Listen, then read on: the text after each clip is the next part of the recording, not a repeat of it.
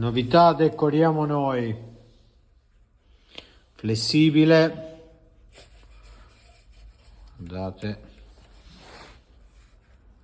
si piega proprio con un dito, c'è da 28, da 24 e da 20, ideale per sfumature in marmorino, stencil e anche per pitture, diciamo stucchi vellutati, queste cose qua. E a breve arriveranno altre 3 misure che saranno da 32, 36 e 45. Ciao a tutti.